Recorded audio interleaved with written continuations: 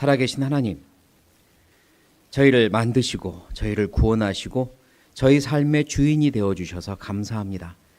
저 영원한 천국의 소망을 주시고 그 소망을 위하여 살게 해주신 것 감사합니다.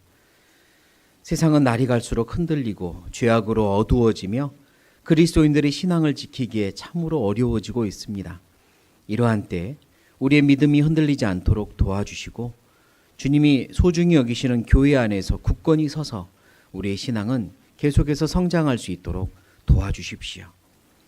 이 땅에 마음과 몸을 두고 살아가는 많은 영혼들, 그들이 하나님 앞에 마음을 열고 구원을 받는 일이 계속해서 일어나기 원합니다. 주님, 우리를 보내주시고 또 그들을 우리와 만나게 해주시고 우리를 사용해 주셔서 한 영혼에게라도 하나님의 사랑을 더 전할 수 있도록 도와주십시오. 그것이 우리가 이 땅에 살아가는 목적이고 우리 교회의 큰 사명 중에 하나라는 걸 잊지 않고 살도록 도와주십시오. 주님을 위해 살고 싶으나 때로는 우리의 약한 모습이, 우리의 잘못된 습성이 자꾸만 주님과 멀어지게 만들고 넘어지게 만들 때가 많음을 고백합니다. 주님, 우리는 나약합니다. 저희를 더 붙들어 주시고 도와주셔서 변화시켜 주셔서 날로 성장하게 해주시고 주님께 귀하게 쓰임받도록 도와주십시오. 여러 가지 어려운 일들로 또 몸이 아파서 기타 다른 사정으로 이 자리에 함께하지 못한 형제자매들이 있습니다. 주님 붙들어 주시고 그 마음 위로해 주시며 강건을 회복하고 다음번에 교제할 수 있도록 도와주십시오. 어려운 사정 중에도 이 자리에 와 앉아있는 귀한 형제자매님들 그 마음을 헤아려 주시고 각자에게 필요한 은혜를 베풀어 주시며 힘을 얻고 위로받고 변화받는 시간 되게 도와주십시오. 이 시간 처음부터 끝까지 하나님께 부탁드립니다. 주님께서 우리에게 친히 말씀해 주시고 우리 마음에 하나님의 말씀을 심어주셔서 그 말씀대로 살아갈 수 있도록 도와주십시오. 모든 걸 부탁드리며 예수님의 이름으로 감사하며 기도드립니다. 아멘. 네, 우리 에베소서를 찾겠습니다. 에베소서 4장입니다. 에베소서 4장.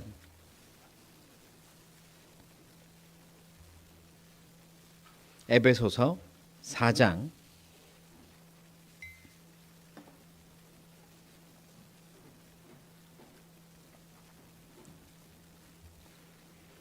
에베소서 4장 3절 4절 3절 4절을 같이 읽겠습니다. 평안에 매는 줄로 성령의 하나 되게 하신 것을 힘써 지키라. 몸이 하나이요 성령이 하나이니 이와 같이 너희가 부르심의 한 소망 안에서 부르심을 입었느니라. 네, 하나님께서 우리에게 사도 바울을 통하여 편지를 주셨고요. 그리고 에베소서 4장에는 힘써 지키라라고 강하게 명령 또는 부탁을 하고 계십니다.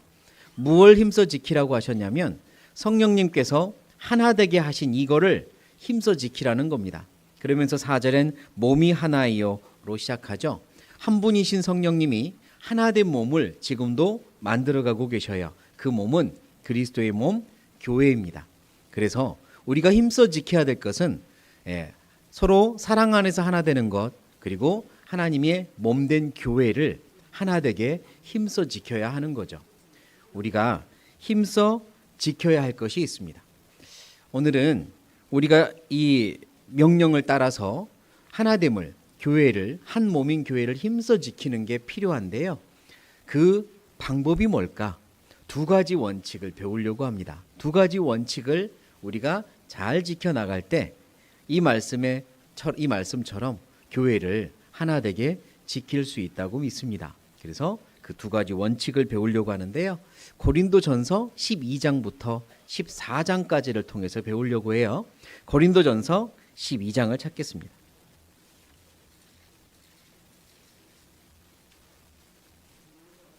고린도전서 12장.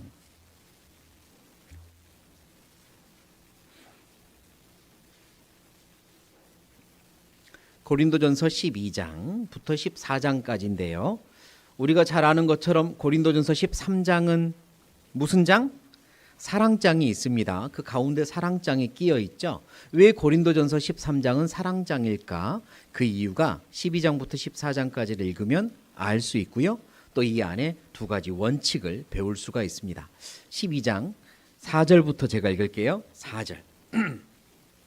은사는 여러 가지나 성령은 같고, 여기 우리는 은사라고 한글로 번역된 단어를 보는데요. 다른 번역은 은사가 선물입니다. 뭐라고요? 선물. 선물은 여러 가지나 성령은 같고, 여기서 선물이란 성령님께서 주시는 선물, 그걸 은사라고 하고, gift, 선물이라고도 합니다. 그러니까 각각에게 주시는 성령님의 선물은, 은사는 여러 가지나 성령은 같고, 직임은 여러 가지나 직분은 여러 가지나 주는 같으며, 또 역사는 여러 가지나 모든 것을 모든 사람 가운데서 역사하시는 하나님은 같으니. 7절 같이 읽겠습니다. 각 사람에게 성령의 나타남을 주심은 유익하게 하려 하심이니라. 제가 읽어보죠. 어떤 이에게는 성령으로 말미암아 지혜의 말씀을, 어떤 이에게는 같은 성령을 따라 지식의 말씀을, 다른 이에게는 같은 성령으로 믿음을, 어떤 이에게는 한 성령으로 병 고치는 은사를, 어떤 이에게는 능력 행함을, 어떤 이에게는 예언함을, 어떤 이에게는 영들 분별함을, 다른 이에게는 각종 방언 말함을, 어떤 이에게는 방언들 통역함을 주시나니. 11절 같이 읽겠습니다. 이 모든 일은 같은 한 성령이 행하사 그 뜻대로 각 사람에게 나눠 주시느니라. 자, 여기까지 읽고요. 고린도 전서는 고린도 교회에 쓴 편지입니다. 고린도 교회는 다른 많은 성경의 서신들을 받아보는 다른 교회들과 조금은 차이점이 있어요. 어떤 부분에 차이점이 있냐면, 일단 신앙적으로 많이 약하고 어렵습니다. 고린도 교회 안에는 이런저런 어려운 문제들이 많이 있었어요. 죄도 있었고요, 다툼도 있었고요, 갈등도 있었고, 여하튼 여러 가지 복합적으로 교회 안에서 생길 만한 어려움들이 참 많았습니다. 그러니까 고린도 교회는 누가 보아도 성숙한 교회가 아니라 이제 어린 교회고 성숙해져 가는 과정 속에 있는 교회인 거죠. 사도 바울이 편지를 쓸 때는 그래서 많은 염려 속에, 또 기도 속에 사랑으로 편지를 쓴 겁니다. 그런데 이 고린도 교회 형제자매들에겐 또 다른 특징이 하나가 있는데, 그렇게 어리고 다툼도 많고 그러는데요, 그들이 굉장히 열망했던, 굉장히 갖고 싶었던 것이 있었습니다. 그게 뭐냐면 은사예요. 다른 교회에는요, 다른 서신서에는 은사에 대한 설명이 이렇게 자세하지 않아요. 왜냐하면 다른 교회 형제자매들은 이걸 가지고 그렇게 막 집중적으로 서로 원하고 이러지 않았거든요. 고린도 교회 형제자매들만 은사를 굉장히 원했습니다. 왜 그랬냐면, 이 은사를 통해서 하나님께 영광을 돌리고 싶어서가 아니라, 이 은사가 마치 자기의 신앙생활의 증명인 것이냐, 은사가 있으면 특별한 신앙생활을 하는 것이냐 여기는 사람들이, 그런 풍토가, 문화가 많았기 때문입니다. 우와, 방언을 해? 엄청난 신앙생활을 하는구나. 우와, 병고침에 기적을 체험했어? 엄청난 신앙생활을 하나 봐. 마치 그런 어떤 체험과 은사들이 성령의 신앙생활을 얼마나 잘하고 있느냐의 기준점인 것처럼, 그래서 그들은 그런 오해를 하고 있었고 은사를 굉장히 원했습니다. 다양한 직분과 은사가 있다고 말씀하죠. 말씀을 지혜롭게 전하는 은사도 있고, 지식의 말씀을 전하는 은사도 있고, 그 당시에는 방언과 방언 통역함과 병 고치는 은사와 또 기적과 이런 많은 은사들이 있었습니다. 그런데 고린도 교회 형제자매들은 기본적인 신앙생활은 어리고 약했는데 이거는 굉장히 원했던 거예요. 그래서 사도 바울이 설명을 합니다. 뭐라고 설명하느냐? 아까 우리가 같이 읽었던 말씀들을 다시 보면 7절, 각 사람에게 성령의 나타남을 주심은, 이게 성령의 은사, 선물입니다. 각 사람에게 성령의 선물을 주심은 무엇 하려고 주셨대요? 유익하게 하려 하심이라. 유익하게 하려고 주셨는데, 무엇을 유익하게 하려고 주셨냐면, 다른 번역 성경을 쭉 찾아보면 모두를 유익하게 하려고 주셨다라고 말씀합니다. 자, 은사를 주시는 목적은 모두를 유익하게 하려고, 모두에게 도움이 되게 하려고 주신 겁니다. 11절, 이 모든 일은 같은 한 성령이 행하사 누구 뜻대로? 그 뜻대로 각 사람에게 나눠주시느니라. 하나님이 하나님의 뜻대로 나누어 주시는 겁니다. 그러니까요, 은사는 신앙생활을 너무 잘하고 있는 사람이 그때 가서 갖게 되는 게 아니라, 하나님이 필요할 때마다 주시고 또 이제는 필요 없어 다시 가져가시고 이러는 겁니다. 그러니까 내가 부지런히 연습해서 가져가는 게 아니에요. 열심히 방언 연습하면 언젠가 터져요. 그런 게 아니라고요. 은사는 하나님이 모두에게 유익하기 위하여 주시는 겁니다. 그리고 필요가 없으면 다시 거둬 가셔요. 하나님의 목적대로 사용하지 않는 은사는 필요 없는 겁니다. 하나님께서 거둬 가시겠죠. 하나님의 목적대로 사용하는 은사를 하나님께서는 주시고 그렇게 사용하시는 거예요. 은사를 주신 목적은 모두에게 유익하게, 다시 말해서 교회를 세우고 교회에게 유익하게 하기 위해서 주시는 겁니다. 그래서 이제 이 말씀을 한 다음에 또 계속해서 이렇게 말씀을 합니다. 제가 읽겠습니다. 12절부터입니다. 몸은 하나인데 많은 지체가 있고 몸의 지체가 많으나 한 몸인과 같이 그리스도도 그러하니라. 14절 몸은 한 지체뿐 아니요 여럿이니 만일 발이 이르되 나는 손이 아니니 몸에 붙지 아니하였다 할지라도 이로 인하여 몸에 붙지 아니한 것이 아니요 또 귀가 이르되 나는 눈이 아니니 몸에 붙지 아니하였다 할지라도 이로 인하여 몸에 붙지 아니한 것이 아니니 만일 온 몸이 눈이면 듣는 곳은 어디며 온 몸이 듣는 곳이면 냄새 맡는 곳은 어디뇨. 18절 같이 읽겠습니다. 그러나 이제 하나님이 그 원하시는 대로 지체를 각각 몸에 두셨으니 됐습니다. 만일 다 한 지체뿐이면 몸은 어디뇨. 자, 아까 하나님께서 원하시는 대로 은사를 주시고요. 여기 이 말씀에 보면 18절 하나님이 원하시는 대로 각각의 위치를 두십니다. 각각에게 있으라고 하는 자리는 하나님의 뜻대로 있으라고 하는 거죠. 각자에게 어떤 직분을 주시는 건 하나님의 뜻대로입니다. 하나님이 원하시는 대로예요. 하나님이 계획이 있어서 형제는 자매는 당신은 거기 있으세요. 이렇게 두신다는 말씀입니다. 그리고 누군가에게는 눈의 위치로 누군가에는 귀의 위치로 두시는 거죠. 각각에게 다른 역할을 맡기시는 겁니다. 그건 하나님이 하시는 거예요. 하나님이 원하시는 게 있으니까요. 계속 읽겠습니다. 19절 만일 다 한 지체뿐이면 몸은 어디뇨. 이제 지체는 많으나 몸은 하나라. 눈이 손들어 내가 너를 쓸데없다 하거나 또한 머리가 발더러 내가 너를 쓸데없다 하거나 하지 못하리라. 이뿐 아니라 몸에 더 약하게 보이는 지체가 도리어 요긴하고 우리가 몸에 덜 귀히 여기는 그것들을 더욱 귀한 것들로 입혀주며 우리의 아름답지 못한 지체는 더욱 아름다운 것을 얻고 우리의 아름다운 지체는 요구할 것이 없으니 오직 하나님이 몸을 고르게 하여 부족한 지체에게 존귀를 더하사 몸 가운데서 분쟁이 없고 같이 읽겠습니다. 오직 여러 지체가 서로 같이하여 돌아보게 하셨으니 26절도 같이 읽죠. 만일 한 지체가 고통을 받으면 모든 지체도 함께 고통을 받고 한 지체가 영광을 얻으면 모든 지체도 함께 즐거워하나니 됐습니다. 너희는 그리스도의 몸이요 지체의 각 부분이라.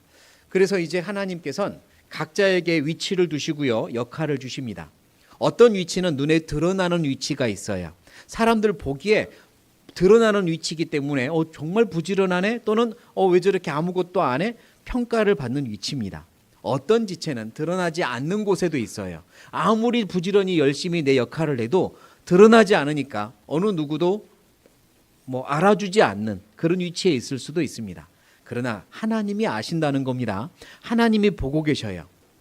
드러나지 않는 곳에서 자기 역할을 성실하게 할 때 하나님은 굉장히 아름답게 보시고 드러나는 곳에서 역할을 성실하게 하지 않으면 하나님은 또한 그 부분에 대해서는 책임을 물으실 겁니다.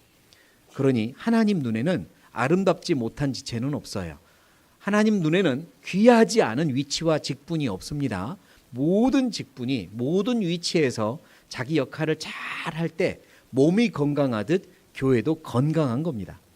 우리는 서로 사랑으로 돌보아주고 어디 한 군데가 아프면 같이 아파하고 어디 한 군데가 기뻐하면 같이 기뻐하는 한 몸이라는 걸 계속 강조하고 있습니다. 우리는 한 몸이라고 하십니다.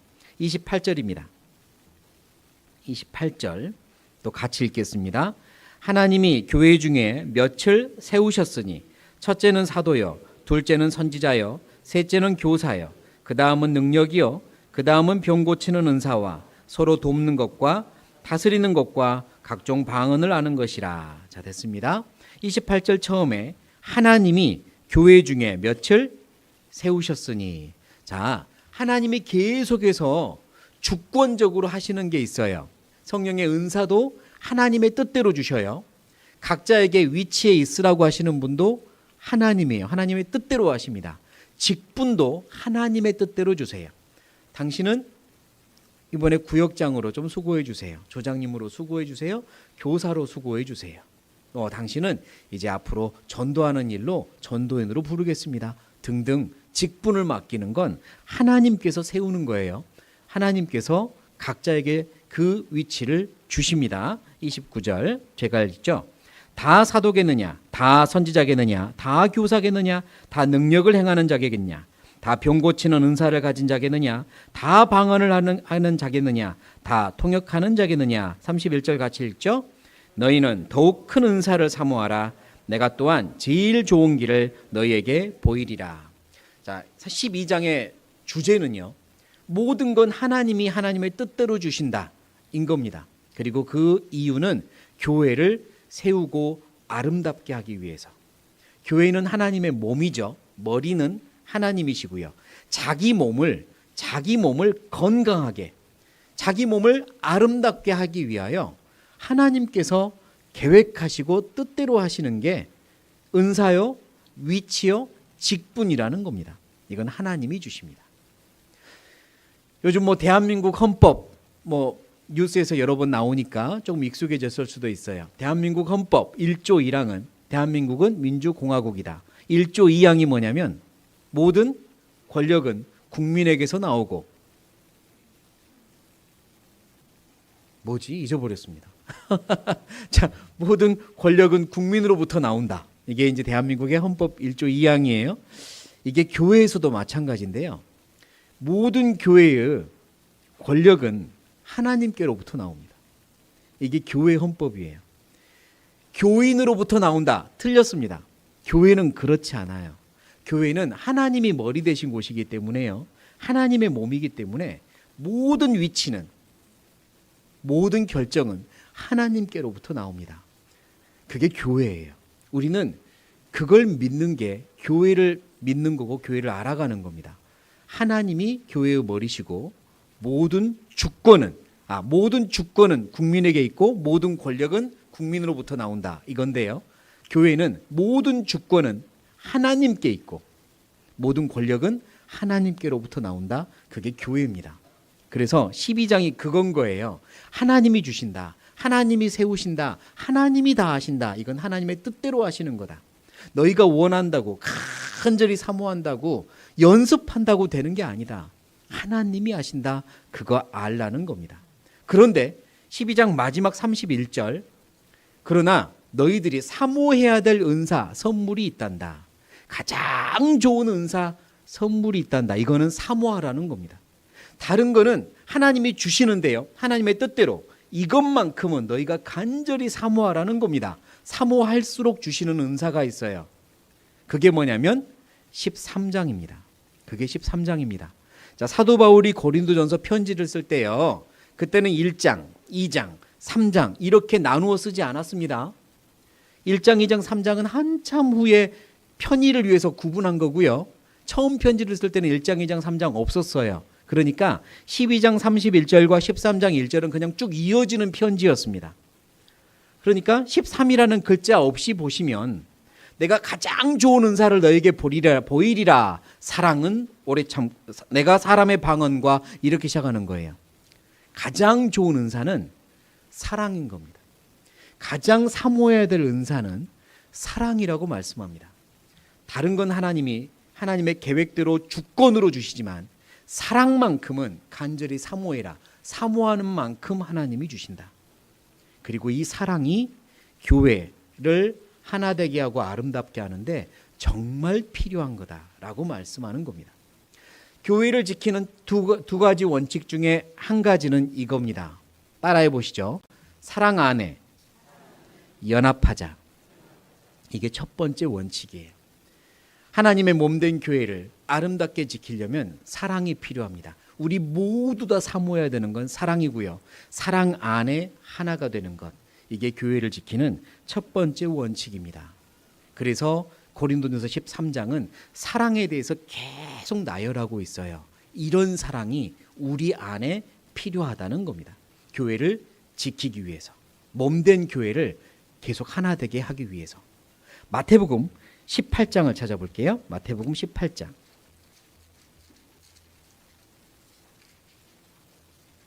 마태복음 18장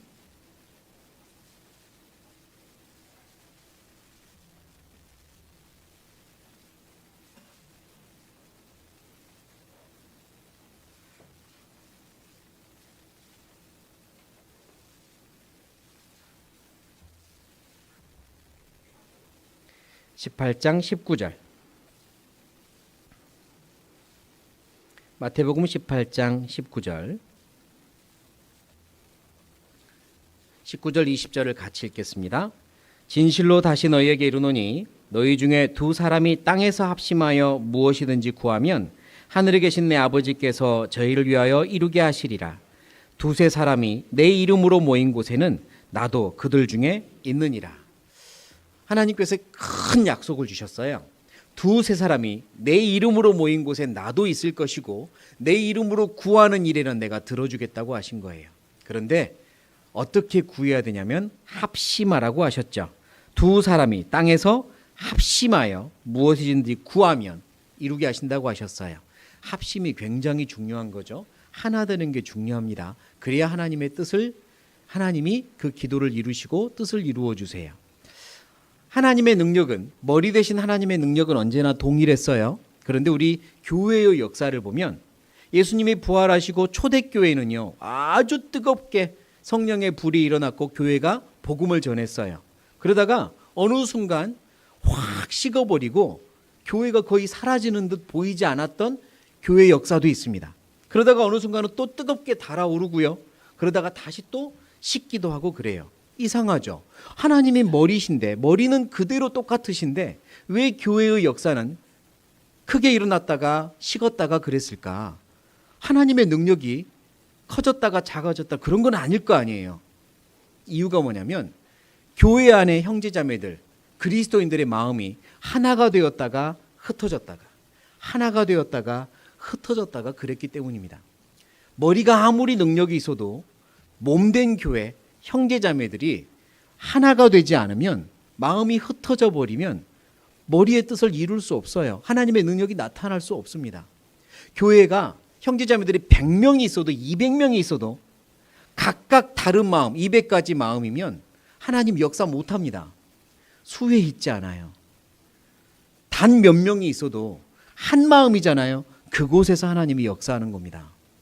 머리 대신 하나님은 몸을 통해서 역사하시는데 몸이 합심하지 않으면 하나님은 역사할 수 없어요. 중요한 건 합심인 겁니다. 한 마음으로 기도하는 거예요. 그곳에 하나님이 역사합니다. 그 한 마음으로 만드는 강한 힘이 사랑인 겁니다. 사랑으로 하나 돼야 돼요. 사랑으로 연합해야 됩니다. 그래야 교회를 지키고 교회에는 역사가 일어나게 됩니다. 그래서 사랑으로 연합하는 교회가 되기 위해 몇 가지, 그게 무슨 의미일까? 어떻게 하는 것일까? 실천하는 방법을 몇 가지 생각해 보려고 합니다. 첫 번째는요, 우리 열왕기상 6장을 찾아보죠. 열왕기상 6장.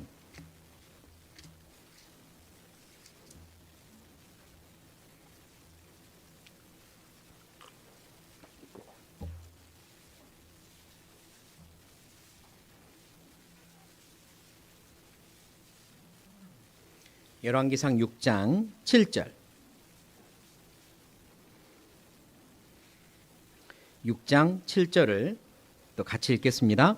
이 전은 건축할 때에 돌을 뜨는 곳에서 치석하고 가져다가 건축하였으므로 건축하는 동안에 전 속에서는 방망이나 도끼나 모든 철 연장 소리가 들리지 아니하였으며. 솔로몬이 성전을 지었잖아요. 하나님께 큰 성전을 지었는데 그 성전을 짓는 과정이 이랬답니다. 큰 성전을 짓는데요, 성전을 짓는 장소에서는 망치 소리, 연장 소리, 꽝꽝꽝 두드리는 소리가 들리지 않고 조용했답니다. 밖에서 들으면 저기서 지금 공사를 하는지 안 하는지 알 수 없을 정도로 조용했을 것 같아요. 아니 왜 공사를 하는데 건축을 하는데 소리가 조용했을까? 이유가 뭐냐면 밖에서 다 해가지고 왔다는 겁니다. 밖에서 돌을 다 뜯어내고 이쪽에서 치수를 불러주면 저 밖에서 돌을 채집하는 산에서는요 치수대로 거기서 다듬질을 해온 거죠.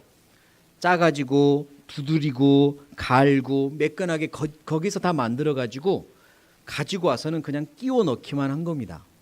소리가 들리지 않게 한 거예요. 하나님의 역사를 하는데 하나님의 집을 짓는데 시끄러워서는 안 된다.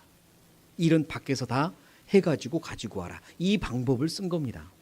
이게 하나님의 집 교회는 지금도 지어지고 있잖아요. 하나님의 몸된 교회는 지금도 완성되어 가고 있습니다. 그러니까 하나님의 집이 완성되어 가는 교회 안에서는 시끄럽지 않아야 합니다. 어떤 시끄러운 갈등의 요소가 있다면 그거 그냥 제가 해올게요. 뭐 이런 분도 많아져야 하는 거죠. 그 어려운 거를 그냥 같이 해요 모여서. 근데 생각해 보니 이거는 같이 하다가는 문제가 생길 것 같거든요. 그러면 제가 해올게요. 차라리 이런 분들도 많아져야 하는 겁니다. 이 일이 갈등이 생기고 의견이 맞지 않아 문제가 생길 것 같으면 조금만 더 기도해보고 다음에 합시다. 뭐 이런 것도 필요한 거죠. 하나님의 일을 하는데 하나님께서 역사하시는 곳인데 그곳에서 문제가 있고 다툼이 있고 갈등이 있으면 안 되는 겁니다. 최대한 그걸 멀리 해야 되는 거고 누군가가 제가 다 감당할게요. 제가 조금 더 수고할게요. 번거롭지만 제가 해볼게요. 이런 분들도 많아져야 하는 거죠. 야단치고 언성을 높이고 지적하고 이런 일은 교회 안에서 사실은 있어서는 안 되는 겁니다. 하나님의 교회가 완성되어 가는데 머리 대신 하나님의 뜻은 사랑으로 연합하는 건데 어떻게 몸이 지어져 가면서 시끄럽냐 이겁니다. 그러니까 최대한 그런 일은 없도록 노력하는 것, 이것도 사랑으로 연합하는 매우 중요한 방법입니다. 노력해야 됩니다. 내가 조금 더 수고하지, 내가 조금 더 겸손해지자, 이런 것들이 필요한 거죠. 두 번째는요, 베드로전서를 찾겠습니다. 베드로전서 5장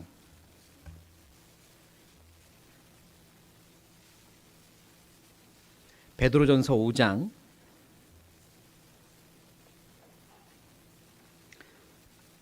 3절부터입니다. 베드로전서 5장 3절부터 5절까지 3절부터 5절까지 제가 읽겠습니다. 맡기운 자들에게 주장하는 자세를 하지 말고 오직 양 무리의 본이 되라. 그리하면 목자장이 나타나실 때에 시들지 아니하는 영광의 면류관을 얻으리라. 젊은 자들아, 이와 같이 장로들에게 순복하고 다 서로 겸손으로 허리를 동이라. 하나님이 교만한 자를 대적하시되 겸손한 자들에게는 은혜를 주시느니라. 그러므로 하나님의 능하신 손 아래서 겸손하라. 때가 되면 너희를 높이시리라. 7절 같이 읽죠. 너희 염려를 다 주께 맡겨버리라. 이는 저가 너희를 권고하심이니라. 자, 베드로전서 5장은요 1절을 보면 너희 중 장로들에게 권하노니 라고 해서 교회의 큰 책임을 맡은, 장로들이라고 하면 교회에서도 가장 큰 책임을 맡은 또 큰 결정을 하는 그런 분들이잖아요. 그들에게 이제 이야기를 하는 겁니다. 그래서 5장은 쭉 어떤 교회 안에서 필요한 내용을 말씀을 하고 있어요. 그런데 방금 읽었던 3절에 보면 맡기운 자들에게는 주장하는 자세를 하지 말라 그랬죠.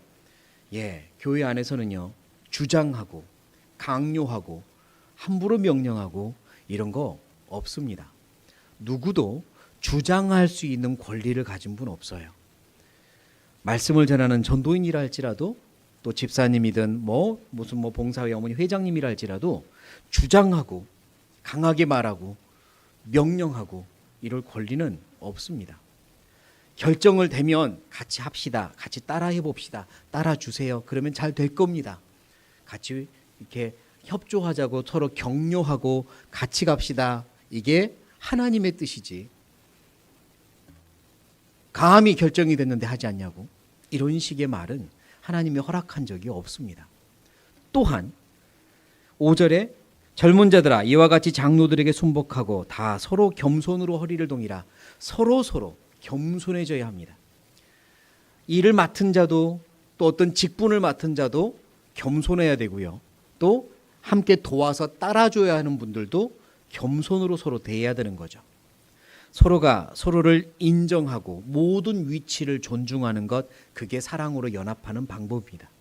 서로를 존중하고 모든 위치를 존중해 주는 거예요. 어떤 예를 들면 나이가 어리거나 구원받은 지 얼마 되지 않은 분이 어떤 위치, 직분을 받았습니다. 나는 이미 그걸 몇 년이나 했던 사람이에요.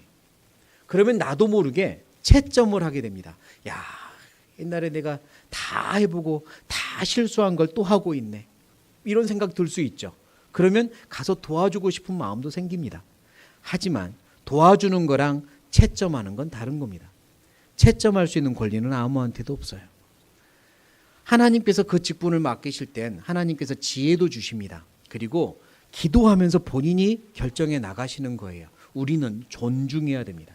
내가 이미 경험했던 자리고 경험했던 일이라 할지라도 존중해야 돼요. 잘할 수 있도록 존중해주고 혹시 필요하면 조언은 해줄 수 있지만 그러나 믿고 맡겨줘야 합니다. 하지만 저보다 더 잘할 거라 생각합니다. 기도하시면서 잘해보셔요. 이게 필요한 거죠. 그게 서로 간에 겸손한 겁니다. 혹시라도 실수를 하더라도요, 그건 하나님의 계획 속에 있습니다. 실수를 통해 배우라고 하는 거죠. 실수를 통해 더 강해지라고 하는 하나님의 계획이 분명히 있을 겁니다. 내 저럴 줄 알았어. 이게 아닌 거예요. 어느 누구도 그럴 수 있는 권리는 없습니다. 존중해야 돼요. 그것도 하나님께서 분명히 이끌어 가실 겁니다. 겸손으로 서로 허리를 동해야 돼요. 나이가 많고 또 어떤 높은 결정을 해야 되는 직분에 있다고 해서 나는 주장하고 나이가 어리고 작은 결정을 해야 되는 직분에 있는 분들은 나를 존중해 줘야 되고 그런 게 아니라 서로 겸손한 겁니다. 저러면 안 되는데 저러면 안 되지 않을까? 라는 생각이 들 때가 있습니다. 그래서 5장 7절이 있는 겁니다. 우리는 5장 7절 말씀을 개인의 신앙 속에 적용을 하고 있고 그렇게 말씀을 많이 묵상하는데요. 사실 1절부터 읽어보면 교회 속에 주시는 말씀입니다. 쭉 이어지잖아요. 7절의 말씀이 이렇습니다. 같이 읽어보죠. 그러므로 7절입니다. 너희 염려를 다 주께 맡겨버리라. 이는 저가 염려가 있느냐? 교회 안에 염려되는 게 있느냐? 하나님께 맡기라는 겁니다. 저러면 안 되는데, 저러면 큰일 나는데 염려가 되는 게 있느냐? 하나님께 맡기라는 거예요. 저가 너희를 권고하심이니라. 하나님이 늘 찾아오고 있고 늘 방문하고 있고 늘 살펴보고 있으니 하나님이 더 잘하신다는 겁니다. 하나님의 몸이잖아요. 내 몸 내가 지킨다. 하나님께서 몸 지키십니다. 교회를 아름답게 하십니다. 염려는 하나님께 맡기래요. 우리가 할 일은 내 위치 잘 지키고 서로의 위치를 존중하는 겁니다. 겸손으로 서로 존중해 주는 것, 그게 사랑으로 연합하는 겁니다. 야단치지 마세요. 주장하지 마세요. 항상 서로 협력하기 위해 격려하고 또 부드럽게 요청하고 또 믿어주고, 그게 교회 안에서 아름다운 모습이에요. 예수님이라면 그렇게 하지 않았겠습니까? 그게 두 번째입니다. 사랑으로 연합하는 방법. 서로의 위치를 서로 존중해 주는 겁니다. 세 번째, 사랑으로 연합하기 위해 필요한 게 있습니다. 창세기 찾겠습니다. 창세기 9장.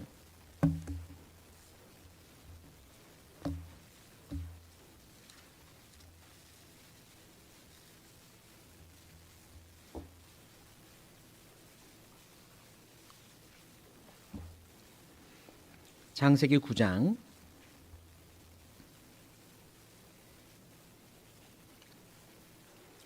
9장 20절부터 제가 읽겠습니다. 노아가 농업을 시작하여 포도나무를 심었더니 포도주를 마시고 취하여 그 장막 안에서 벌거벗은지라. 가나안의 아비 함이 그 아비의 하체를 보고 밖으로 나가서 두 형제에게 고하매 셈과 야벳이 옷을 취하여 자기들의 어깨에 메고 뒷걸음쳐 들어가서 아비의 하체에 덮었으며 그들이 얼굴을 돌이키고 그 아비의 하체를 보지 아니하였더라. 네, 노아와 그의 가족이 탄 방주가 아라랏산에 도착했고, 그리고 그들은 내려서 새로운 역사가 시작됩니다. 노아, 그의 심정을 한번 상상해 보세요. 얼마나 괴로웠겠는가. 물론 그들은 그 큰 홍수 속에서 살아남았고 하나님이 선택하여 새로운 역사를 시작할 수 있는 주인공으로 선택받았지만 괴로웠겠죠. 모든 사람들이 심판을 받았던 그 역사를 직접 보고 경험했으니까. 그래서 어느 날 포도 농사를 지었고 그 포도를 수확한 다음에 즙을 짜내서 마시는데 발효가 좀 되어 있었나 보죠. 그리고 홀짝홀짝 마시다 보니까 취한 겁니다. 괴로운 마음에 계속 취했을 거예요. 취하면 몸에 열이 난다면서요? 네. 그래서 이제 그렇지 않아도 더운 지역인데 열이 나니까 그냥 홀라당 벗고 잔 겁니다. 속옷 하나 걸치지 않았나 봐요. 홀라당 벗고 잤어요. 근데 그 모습을 아들이 본 겁니다. 함이라는 아들이 보았어요. 아버지의 부끄러운 모습을 본 거잖아요. 아버지의 실수를 본 거잖아요. 근데 이 함이요, 그 길로 다른 형제들에게 달려가서 일러 고자질한 거죠. 아버지의 부끄러움을 고자질한 겁니다. 형들한테 아버지 가서 봐봐. 지금 아버지 왜 저래? 뭐 이러면서 왜 추하게 뭐 이럴지도 모르겠어요. 고자질한 겁니다.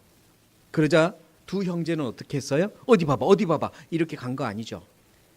그 이야기를 듣자 더 이상 들으려고 하지 않고 더 이상 가서 확인하려고 하지 않고 둘이서 뒷걸음질을 쳐서 양손에 옷을 들고 뒷걸음질을 쳐서 그대로 덮어드리고 나온 겁니다.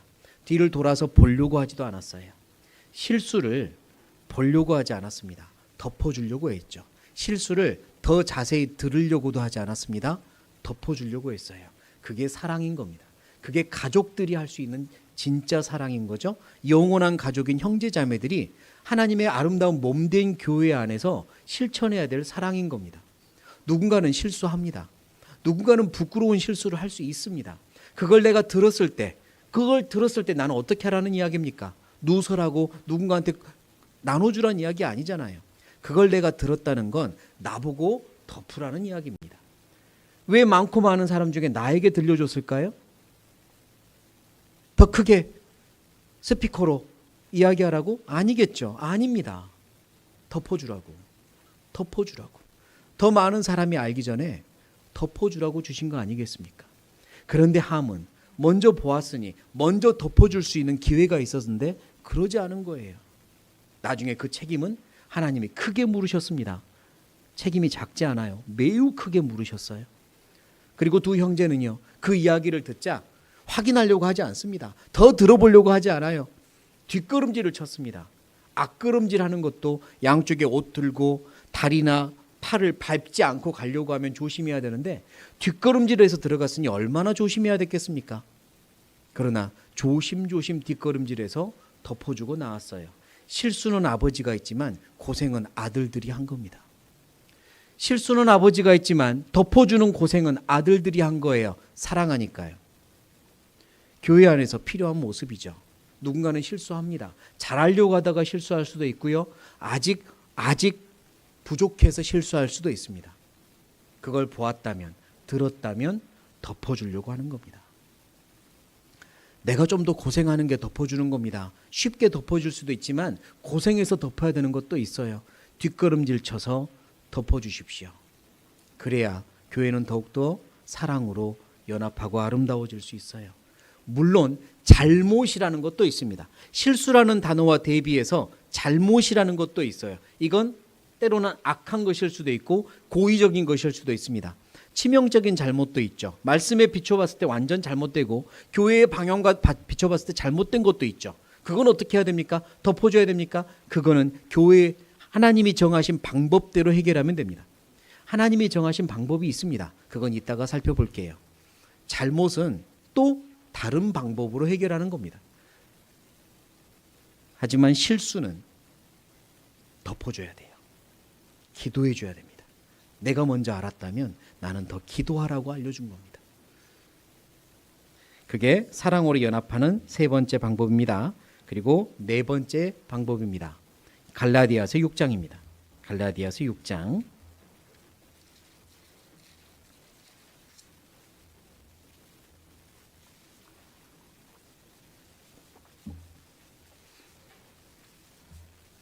갈라디아서 6장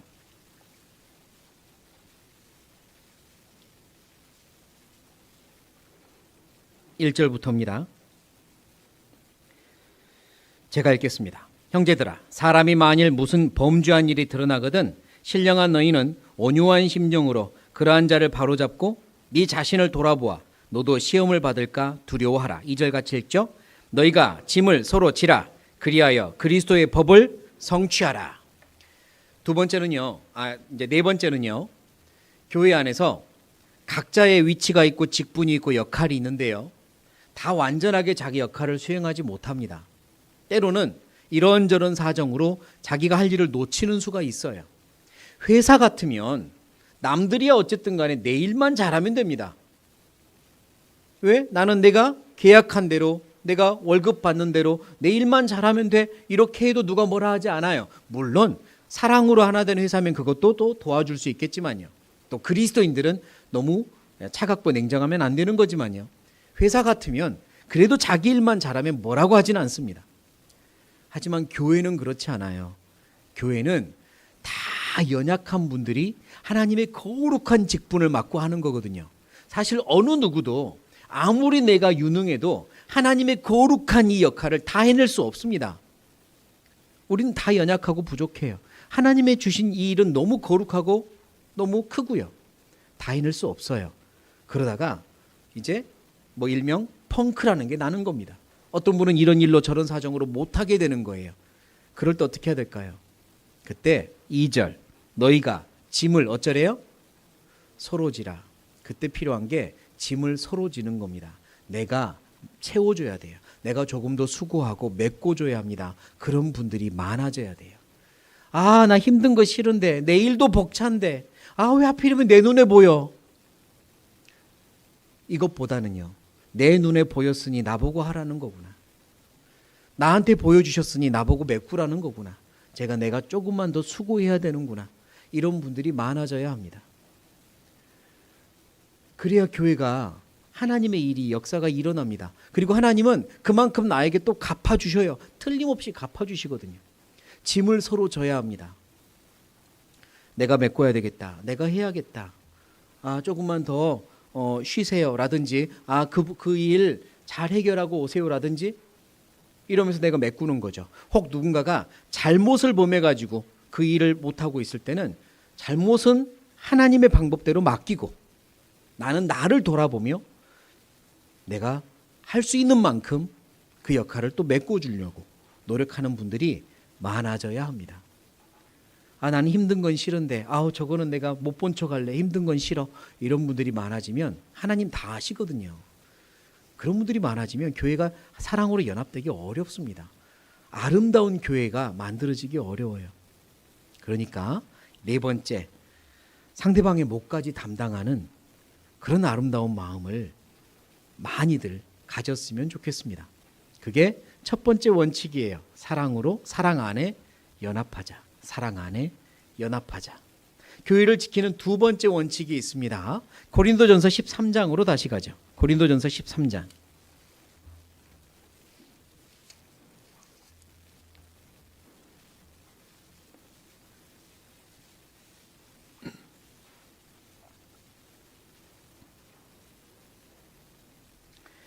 (13장 13절) 제가 읽겠습니다. 그런즉 믿음, 소망, 사랑 이 세 가지는 항상 있을 것인데 그 중에 제일은 무엇이래요? 사랑이라. 제일 큰 은사는 사랑이라 사모하라고 말씀합니다. 사랑은요 참 특별합니다. 성경을 이제 배우다 보면 성령의 은사와 성령의 열매라는 게 있는데요. 성령의 은사는 하나님이 주시는 거예요. 그런데 이 사랑의 은사, 사랑의 선물만큼은 사모하는 만큼 주신다는 겁니다. 근데 성령의 열매도 있어요. 성령의 9가지 열매, 그러면 뭘로 시작합니까? 사랑으로 시작하죠. 성령의 열매도 사랑이 처음입니다.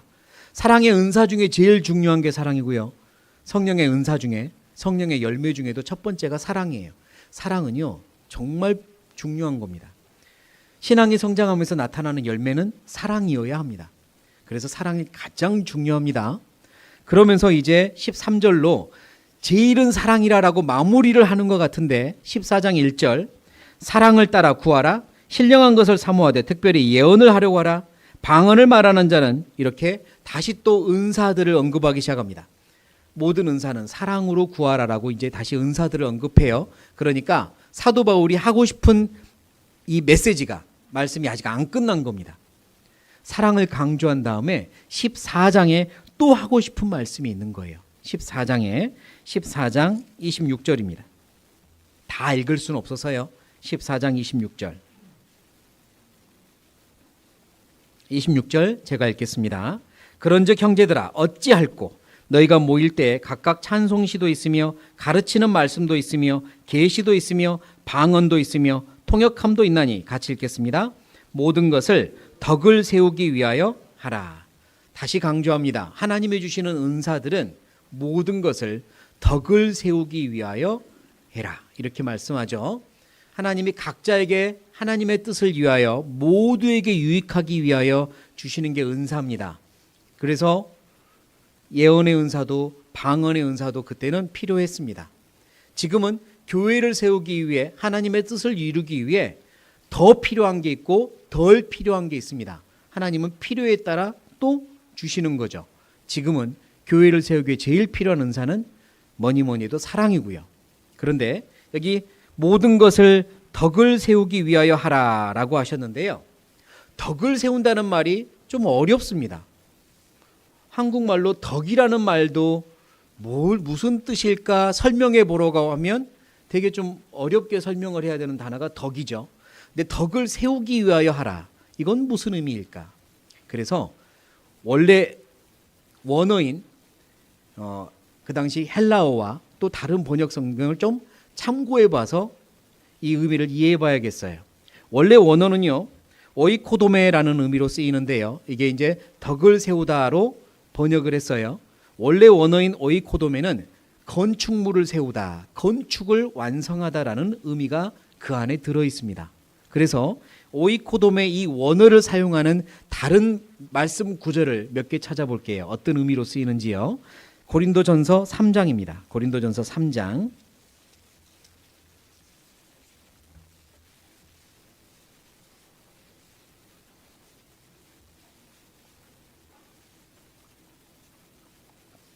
(3장 9절)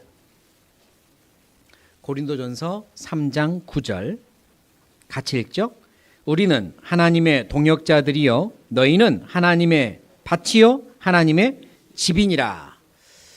우리는 너희는 다 구원받은 그리스도인들이에요. 우리는 하나님의 밭이요 하나님이 일하시는 곳이요 하나님의 집이니라. 하나님이 거하는 곳이다. 근데 여기 하나님의 집이 오이코도메입니다.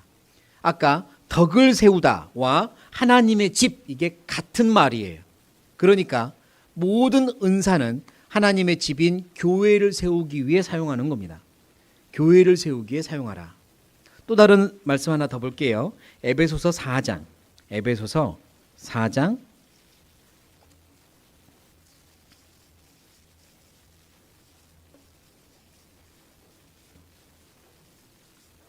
에베소서 4장 11절.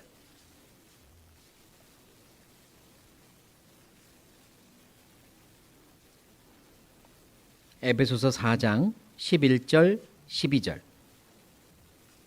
같이 읽겠습니다. 그가 혹은 사도로 혹은 선지자로 혹은 복음 전하는 자로 혹은 목사와 교사로 주셨으니 이는 성도를 온전케 하며 봉사의 일을 하게 하며 그리스도의 몸을 세우려 하심이라.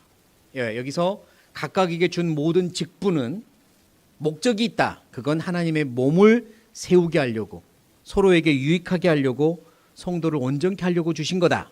여기서 그리스도의 몸을 세우다가 오이코돔입니다. 그러니까요. 모든 은사는 하나님의 집, 하나님의 몸, 교회를 온전히 세우기 위해 주시는 거예요. 그걸 위해 사용하는 겁니다. 내가 하나님께 받은 무슨 특별한 지혜와 지식과 능력이 있다. 다 교회를 위해 하나님의 몸된 교회를 아름답게 세우기 위해 사용해야지 다른 목적으로 사용하면 하나님이 거둬갈지도 모릅니다. 그건 은사가 아닌 거예요. 바른 목적을 위해서 사용해야 되는 거죠. 고린도전서 14장으로 다시 갑니다. 고린도전서 14장.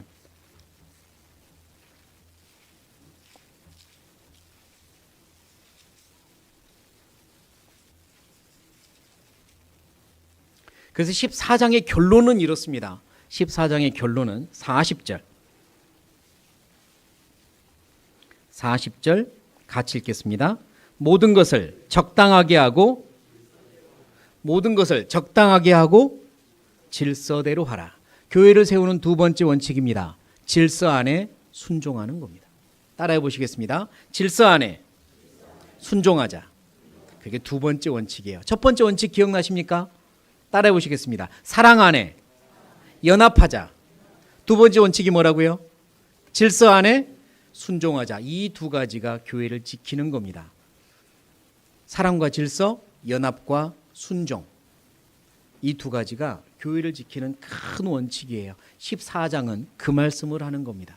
12장, 13장은 사랑으로 교회를 지키는 거고 14장은 그 모든 것들은 질서 안에서 적당하게 사용하며 교회를 세우는 겁니다. 질서 안에 순종해야 돼요. 적당하게, 모든 것을 적당하게 하고 그랬죠? 여기서 적당히는요, 대충이라는 의미가 절대 아닙니다. 대충이 아니에요. 우리는 적당히 해, 대충 해, 이 말하고 비슷하게 사용할 때가 있지만 여기서의 적당은 그 말이 아닙니다. 화살이 관역의 10점을 명중하듯이 딱 맞도록 하라는 의미예요.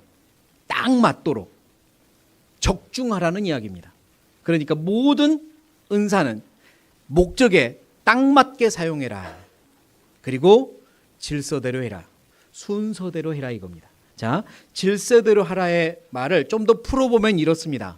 순서에 따르고 결정에 순종하는 겁니다. 순서가 있고 또 직분에 맞는 결정이 있는데요. 그것은 순종하는 거예요. 그게 질서 안에 순종하는 겁니다. 사도 바울이요, 고린도 교회뿐만 아니라 시작하는 많은 교회들을 계속 방문하면서 말씀을 가르치고 교회를 세우기 위해 노력했잖아요. 그리고 교회 안에 잘못된 것들은 바로잡으려고 참 많이 노력했죠. 당연히 교회 안에 잘못된 것들은 바로잡으려고 많이 노력했습니다.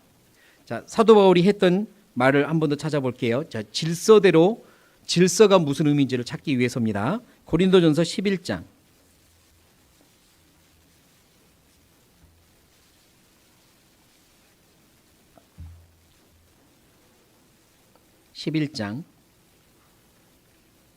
34절. 고린도전서 11장 34절. 제가 읽죠. 만일 누구든지 시장하거든 집에서 먹을지니 이는 너희의 판단받는 모임이 되지 않게 하려 함이라. 그 남은 것은 내가 언제든지 갈 때에 무엇하리라? 귀정하리라. 귀정하다가 어려운 단어라 쉽게 넘어갈 수 있는데요. 무슨 의미인지. 귀정하다는 말이 질서를 바로잡다입니다. 내가 언제든지 가면 질서를 바로잡겠다. set in order, 질서를, 순서를 바로잡겠다라고 하셨어요.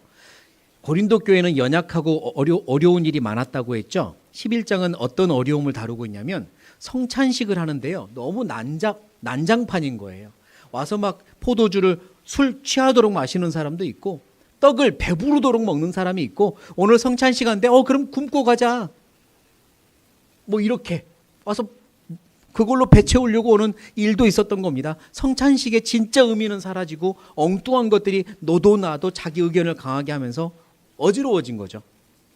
그래서 사도 바울이 성찬식은 그게 아니다 라고 설명을 하고 있고 다른 많은 것들도 어지러워진 것들은 내가 가서 질서를 바로 잡겠다라고 하고 있는 거예요. 그런데 질서를 바로 잡는 목적이 뭐냐면 다시 보시죠. 34절.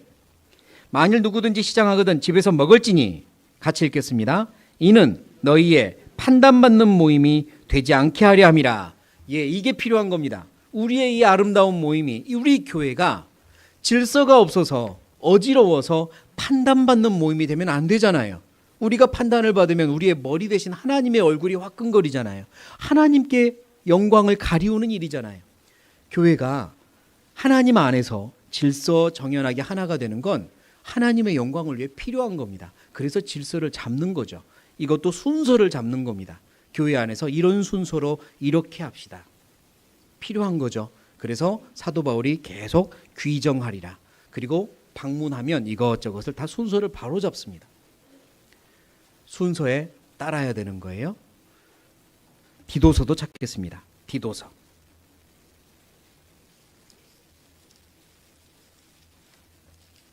디도서 1장 348페이지 디도서 1장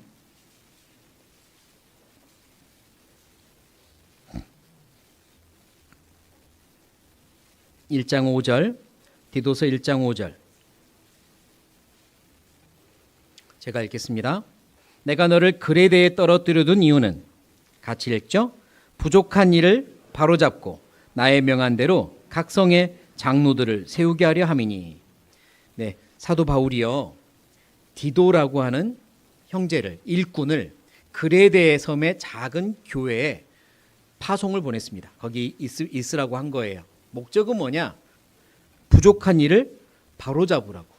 부족한 일을 바로잡고가 set in order, 질서를 잡다입니다. 그러니까 이 교회에 디도 형제에 가서 조금 머무르면서 질서를 바로잡고 오세요. 이렇게 시킨 겁니다. 그리고 장로들, 일꾼들을 세우고 오세요. 사도 바울이 그렇게 하라고 디도를 부탁을 한 거죠. 그러니까요, 교회 안에 질서를 바로잡는 건 필요합니다. 판단받는 모임이 되지 않기 위해서, 어느 누가 보아도 아름답게 보기 위해서 질서는 필요한 거예요. 교회를 세우는 두 번째 원칙은 질서입니다. 순서가 있고요, 순서에 같이 따르는 거예요. 내 의견이 있어도, 내 생각이 있어도 정해진 순서 아래 같이 따르는 겁니다. 내 생각을 접는 것, 하나님을 믿고 내 의견을 접는 것, 그게 필요합니다. 그럴 때 교회는 아름다워져요. 하나님은 교회에 잘못된 것을 바로잡으라고 명령하셨습니다. 하나님이요, 머리 대신 하나님이 잘못된 것은 이런 순서로 바로잡아라 라고 하셨어요. 마태복음을 찾아보죠. 마태복음 18장.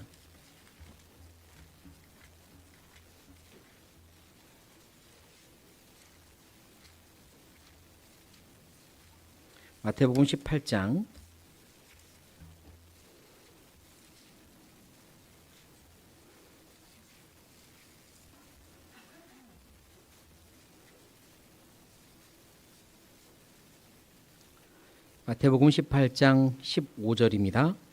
15절. 제가 읽겠습니다. 네 형제가 죄를 범하거든 잘못을 하거든 가서 너와 그 사람과만 상대하여 권고하라. 만일 들으면 네가 네 형제를 얻은 것이요, 만일 듣지 않거든 한두 사람을 데리고 가서 두세 증인의 입으로 말마다 증참케 하라. 만일 그들의 말도 듣지 않거든 어디에 말하고? 교회에 말하고, 교회의 말도 듣지 않거든 이방인과 세리와 같이 여기라. 성경에요, 교회라는 단어가 마태복음에 처음 등장하는데 16장에 내 교회를 세우리니 처음으로 교회라는 단어가 등장하고 여기 18장에 두 번째 등장합니다. 교회에 말해라. 그러니까 하나님이, 예수님이 세운 교회에 말해라 라고 하는 거죠. 아까 실수는, 허물은 뒷걸음질 쳐서 덮어주라고 했습니다. 하지만 잘못은 바로잡아야죠. 말씀에 어긋나고 하나님의 뜻에 어긋나고 교회에 어떤 크게 악영향을 끼치고 잘못은 바로잡아야 합니다. 처음에는요, 그거를 발견하고 내가 그 사람을, 그분을 위하여, 그 일을 위하여 충분히 기도하고 그리고 충분히 교제가 될 만한 관계 속에 있다고 하면 사랑을 가지고 직접 만나는 거죠. 내가 기도하고 왔는데요, 이건 아닌 것 같아요. 이건 잘못된 것 같지 않으세요? 이건 좀 바꿨으면 좋겠어요. 정말 우리 한번 전도인을 찾아가거나 해서 한번 이렇게 다시 한번 확인해 봅시다. 1대1로 고민하는 겁니다. 다른 분한테 알리지 않고요. 그러나 그게 말을 듣지 않으거든 이제 두세 사람을 데리고 가래요. 교회 안에서 신앙적으로 본이 되고 신앙적으로 충분히 따를 만한 영향력이 있는 분을 모시고 가는 겁니다. 또는 직분이 있는 분이죠. 구역 안에 일이면 구역장님, 또는 조 안에 일이면 조장님, 또 교회학교 안에 일이면 교회학교 부장님, 이런 또 이제 두세 사람을 모시고 가는 거죠. 그리고 다시 이야기하는 겁니다. 그런데도 안 들어요. 그때 세 번째가 뭐냐면 교회에 말하랍니다. 교회에 말하는 건 무슨 의미일까요? 하나님이 주신 직분 아래서 최종 결정을 내릴 수 있는 그 직분에 맡기라는 겁니다. 그게 교회에 말하라는 거예요. 하나님은 부족한 사람들을 통하여 완벽한 일을 하십니다. 우리보다 더 답답하신 분이 하나님이에요. 저 부족한 사람이 어떻게 저희를 감당해. 뭐 이런 거 있잖아요. 남편이 구역장 됐을 때 아내분 대부분 이 부족한 사람이 어떻게 구역장을 해? 뭐 이러잖아요. 나보다 더 답답한 분이 하나님이에요. 완벽하신 분이 부족한 사람을 통해서 완벽한 일을 하려고 보니 하나님 얼마나 답답하겠습니까? 하지만 하나님은 그 완벽한 일을 부족한 사람들을 통해서 해내십니다. 해내셔요. 그래서 직분을 맡기시고 필요한 지혜와 역량을 주십니다. 그리고 교회의 질서대로 이 모든 일을 해결하라고 하셨어요. 직분을 주셨고 결정하게 하는 겁니다. 그러니까 이제 세 번째는 교회에 말하라는 건 최종 결정을 해야 되는 직분에 맡기라는 겁니다. 그리고 그 결정에 순종하는 겁니다. 결정에 순종하는 거예요. 순서에 따르고 결정에 순종하는 것, 그게 질서 안에 순종하는 겁니다. 직분마다 위치마다 결정해야 되는 일들이 있습니다. 그리고 어떤 결정은 교회 전체에 영향을 미치는 매우 큰 결정을 하기도 하죠. 큰 결정을 하는 위치에 있는 사람일수록 영향력이 큽니다. 맞죠? 전도인은 교회의 큰 일을 결정하게 됩니다. 영향력이 그만큼 커요. 그 대신에요, 하나님이 책임도 크게 물으십니다. 큰 영향력이 있는 결정을 하는 분들은요, 하나님이 그만큼 책임을 크게 물으세요. 당연한 거 아닙니까? 책임을 크게 물으십니다. 그래서 조심해야 되죠. 더 많이 기도하고 더 많이 긴장하고 더 합당한 결정을 내리려고 노력해야 되고, 또 불완전한 사람들이기 때문에 그만큼 기도가 많이 필요한 거죠. 많은 기도를 해줘야 되는 겁니다. 그게 교회의 아름다운 모습인 겁니다. 저는 그래서 이 순서를 늘 따릅니다. 뭐 예를 들면 교회 안에 염려되는 일이 있거나 그럴 때면 항상 이 순서를 마음에 새기며 따라요. 첫 번째, 하나님은 부족한 사람을 통하여 하나님의 뜻을 이루신다. 부족한 사람을 통하여 교회의 뜻을 이루신다. 이게 첫 번째 마음에 생각하는 겁니다. 기억하는 겁니다. 그리고 하나님은 그 부족한 사람들에게 각각의 위치를 주신다. 그리고 각각의 위치에는 결정할 수 있는 결정권이 있고 영향력이 있다. 세 번째는 영향력이 크고 영향력이 큰 위치일수록 하나님은 그 결정에 책임을 물으신다. 책임을 물으신다. 내가 물을 필요 없다. 책임을 물으신다. 네 번째, 큰 결정을 해야 되는 위치일수록 그 옆에는 그 결정을 함께 하라고 동역자를 주신다. 예를 들면 전도인이 교회 일을 결정할 때는 봉사회장단이 있어야 되고요. 어머니 회장님이 일을 결정할 때는 회장단 안에 또 같은 직분들이 있어야죠. 구역장님이 일을 결정할 때는 구역 안에 또 구역 총무, 또 조장 이런 동역자들이 있는 겁니다. 혼자 독단적으로 결정하지 말라고, 같이 기도하면서 결정하라고. 그래서 그 옆에는 그 결정을 함께 도울 동역자들이 있다. 그러니 만약에 잘못되면 하나님은 그들에게도 책임을 물으신다. 그렇기 때문에 나는 모든 결정에 그 뒤에는 하나님이 계신다 믿고 순종하고 따르면 된다. 나는 하나님이 그 뒤에 계신다고 믿고 따른다. 그리고 그분들을 위하여 기도한다. 하나님, 저의 믿음에 하나님 응답해 주세요. 저는 하나님이 우리 교회의 머리 되심을 믿습니다. 우리 교회의 머리는 하나님이시고 하나님이 나보다도 우리 교회를 사랑하시고 하나님이 나보다도 우리 교회를 아름답게 짓기를 원하시는 걸 믿습니다. 그러니 저는 이 결정에 따를 겁니다. 나머진 하나님이 책임지십시오. 하나님이 제 믿음에 책임져 주십시오. 하나님이 우리의 믿음에 책임져 주십시오. 잘못된 것이라면 하나님이 이끄십시오. 믿고 가겠습니다. 이게 필요한 거죠. 나는 믿고 따른다. 왜? 하나님이 머리시니까. 결국 교회를 믿는다는 말은요, 사람을 믿는다는 의미가 아닙니다. 그 머리 대신 하나님을 믿는다는 의미죠. 하나님의 몸이시고 하나님이 지키십니다. 그래서 나는 믿고 따르며 그 결정을 하는 분들을 위해서 기도할 겁니다. 교회는 그렇게 질서 안에 순종하는 거고 그렇게 지켜지는 겁니다. 그런 마음을 가진 형제자매들이 많을 때 교회는 지켜집니다. 자기 의견을 내세우고 서로 자기 의견을 폭발시키면 교회는 지켜질 수 없습니다.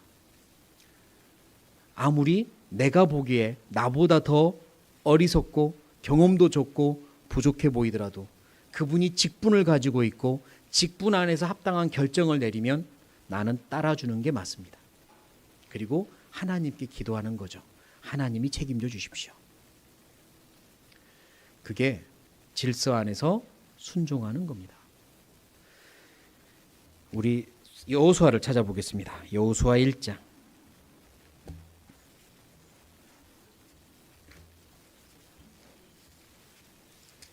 여호수아 1장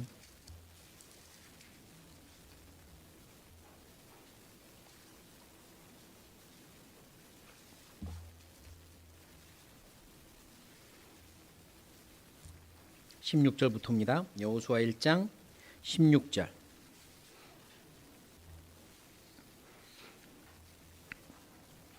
(1장 16절부터) 제가 읽겠습니다. 그들이 여호수아에게 대답하여 가로되 당신이 우리에게 명하신 것은 우리가 다 행할 것이요 당신이 우리를 보내시는 곳에는 우리가 가리이다. 우리는 범사에 모세를 청종한 것 같이 당신을 청종하려니와. 같이 읽겠습니다. 오직 당신의 하나님 여호와께서 모세와 함께 계시던 것 같이 당신과 함께 계시기를 원하나이다. 여호수아, 그는 모세의 뒤를 이어 이스라엘의 리더가 되었습니다. 지도자가 되었죠. 모세는 맡겨진 역할을 너무 잘 감당했습니다. 어려운 일도 많았고 정말 곤란한 일도 많았지만 기도 가운데 그 모든 일들을 잘 해결하였고 결국은 백성들을 가나안 땅 앞까지 데리고 온 거죠. 그리고 이제 모세는 죽고 여호수아가 그 뒤를 이어야만 합니다. 여호수아는 겁이 많이 났을 겁니다. 두려웠을 겁니다.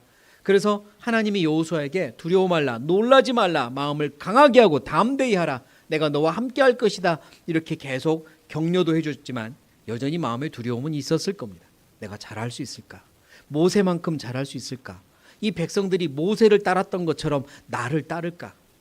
모세는 이렇게 했는데 당신은 왜 그렇게 하세요? 이런 말은 듣지 않을까? 비교당하진 않을까? 사람인지라 누구든 그런 걱정 안 하겠습니까?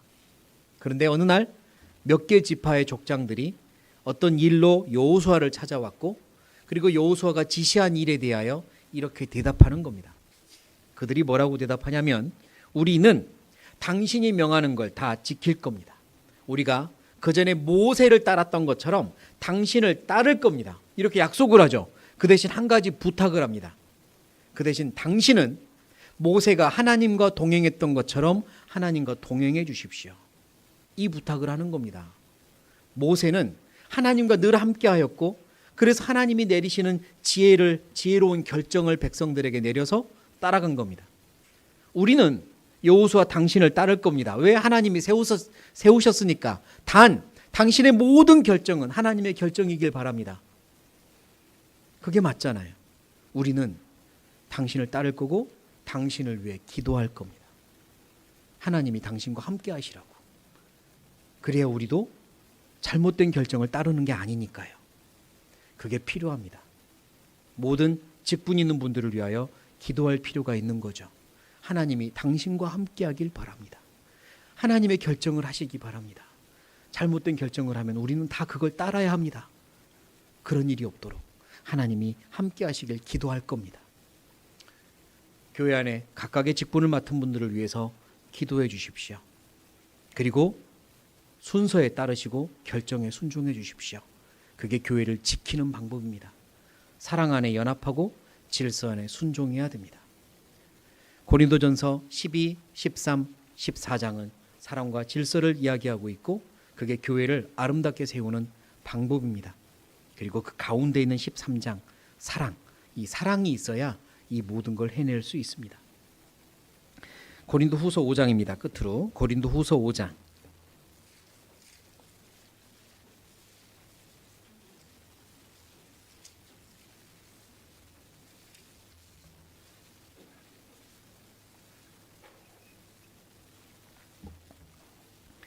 고린도후서 5장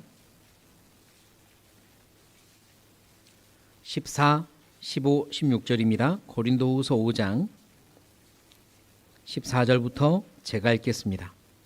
그리스도의 사랑이 우리를 강권하시는도다. 우리가 생각건대 한 사람이 모든 사람을 대신하여 죽었은즉 모든 사람이 죽은 것이라. 저가 모든 사람을 대신하여 죽으심은 산자들로 하여금 다시는 저희 자신을 위하여 살지 않고 오직 저희를 대신하여 죽었다가 다시 사신 자를 위하여 살게 하려 함이니라. 16절 같이 읽죠. 그러므로 우리가 이제부터는 아무 사람도 육체대로 알지 아니하노라. 비록 우리가 그리스도도 육체대로 알았으나 이제부터는 이같이 알지 아니하노라. 14절 그리스도의 사랑이 우리를 강권하시는도다. 그 사랑이 우리를 밀어붙이고요. 그 사랑이 우리를 변화시키고 그 사랑이 우리를 움직이게 만듭니다. 그 사랑이 나를 사랑 안에 연합하게 하고 질서 안에 순종하게 만드십니다. 나를 위해 죽어주신 그 사랑, 나를 위해 모든 걸 희생하신 그 사랑 때문에 내가 구원을 받았고 그 사랑이 내 안에 들어왔기 때문에 나는 이제 그분이 원하시는 걸 할 수 있습니다. 구원받기 전에 이전 같으면 하지 못할 일을 지금은 할 수 있습니다. 구원받기 전에 이전 같으면 내 마음에 들지 않는 저 결정은 따르지 못하는데요. 지금 같으면 할 수 있습니다. 구원받기 전에 이전 같으면 저런 식으로 행동하는 사람은 내가 사랑할 수 없는데요. 지금은 할 수 있습니다. 구원받기 전에 이전 같으면 내 개인적인 일을 챙기느라고 남의 일을 돌아보지 않을 텐데요. 손해보지 않을 텐데요. 지금은 할 수 있습니다. 왜? 그리스도의 사랑이 나를 강권해서 그렇게 하도록 바꾸시고 변화시키시고 시키시기 때문입니다. 그래서 이제는 다른 눈으로 모든 걸 바라볼 수 있습니다. 16절 이제부터는 아무 사람도 육체대로 알지 아니하노라. 이제부터는 내 육체의 눈으로 영원한 것과 상관없는 이 땅의 눈으로 구원받기 전의 눈으로 그렇게 사람들을 바라보지 않습니다. 주님의 눈으로 영원한 것을 바라보는 눈으로 그리고 구원받은 거듭난 눈으로 모든 걸 바라봅니다. 형제자매들도 새롭게 바라봅니다. 판단하고 채점하고 이런 눈이 아니라 주님이라면 얼마나 사랑하고 보듬으셨을까? 주님은 얼마나 지금도 저분을 아끼고 계실까? 주님은 얼마나 저 모습을 보며 슬퍼하고 계실까? 주님의 눈으로 모든 분들을 바라보고 사랑으로 연합할 수 있습니다. 또한 주님의 눈으로 이 교회를 내가 사랑하기 때문에 순서에 따르고 결정에 순종할 수도 있습니다. 이게 맞아? 이게 정말 맞는 거야? 라는 의구심이 들어도 주님이 계신다. 주님이 머리 되신다. 주님이 지키신다는 믿음의 눈으로 따르는 겁니다. 결정에 따르자. 하나님이 책임지신다. 혹 잘못된 결정이라 할지라도 따르다 보면 하나님은 방향을 바꾸실 것이고 그 과정은 우리를 더 튼튼하게 만드는 과정이 될 것이다. 그러니 따르자. 주님의 눈으로 모든 상황을 바라보는 겁니다. 우리 교회의 머리는 주님이시다. 그러니 나는 이 교회 안에서 같이 세워가고 완성해 가고 쓰임받을 거다. 함께 지킬 거다. 주님의 피로 사신 우리 교회 함께 지킬 거다. 주님 오실 때까지 함께 완성되어 갈 거다. 라는 마음을 가질 수 있는 겁니다. 왜? 내 안에 그 사랑이 있으니까요. 주님을 사랑하니까 형제자매들을 사랑할 수 있고 주님을 사랑하니까 그 어떤 것에도 필요해 마땅히 해야 될 일이라면 순종할 수 있는 겁니다. 주님을 사랑하니까. 그렇게 우리의 교회를 앞으로도 계속 지켜나갔으면 좋겠습니다. 우리를 통해 우리 교회를 통해 하나님이 기뻐하시고 영광 받으시기를 하나님의 뜻이 더 이루어지기를 그 안에서 나도 함께 쓰임받기를 간절히 사모하는 우리가 되었으면 좋겠습니다. 같이 기도하겠습니다.